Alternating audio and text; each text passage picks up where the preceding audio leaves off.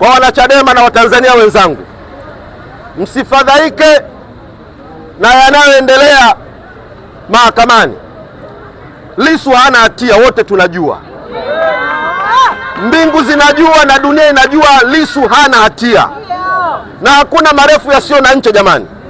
Haki yake tutaipata. Na leo amesema kwa ujasiri kabisa, niko jela kama mabusu, lakini hana hatia. Hizi danadana tunazoziona ni danadana za kututaka watu wakate tamaa, wachoke, wapige magoti, waisujudu sanamu. Kamwe mwenyekiti wetu hawezi kuisujudu sanamu. Na hata sisi viongozi, wasaidizi wake na wanachama hatutakubali kuisujudu sanamu. Kesi hii ina lengo la kutublackmail, ina lengo la kumtesa Lissu, ina lengo la kufifisha nguvu zetu, lakini tutathibitisha kwamba we have God and we have the power, na tuna watu walio nyuma yetu, na kazi hii na wajibu huu tutautimiza kwa uaminifu sana.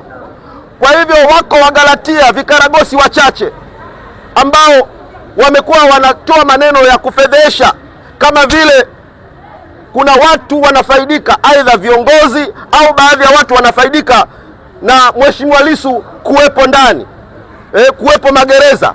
Hii ni kauli ya kipumbavu kabisa. Hii ni kauli isiyo ya kiungwana.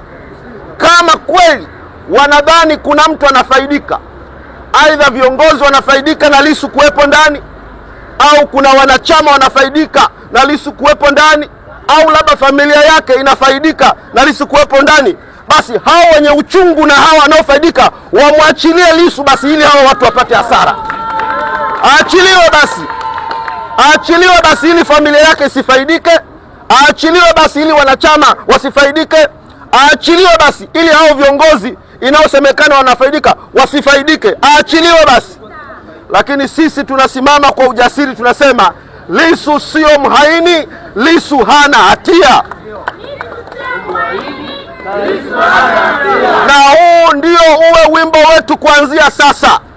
T-shirt ziprintiwe, nyimbo ziimbwe, ngonjera zitungwe, miziki ichezwe, tuimbe wimbo wa kwamba Lissu sio mhaini na wala Lissu hana hatia. Naam. Asante. Hivyo ninawasihi nimalizie kwa kusema kwamba tuwe na ujasiri na haya ambayo yako mbele yetu. Vita hii tutaipigana kwa fonti zote. Tutaipigana mahakamani, tutaipigana barabarani, tutaipigana kwenye maji, tutaipigana angani, tutaipigana kwenye cyber, kila mahali. Hakuna jiwe litakalowachwa. Tutaipigana kila mahali. Tunaye Mungu, tuna watu, tuna nguvu, tutashinda.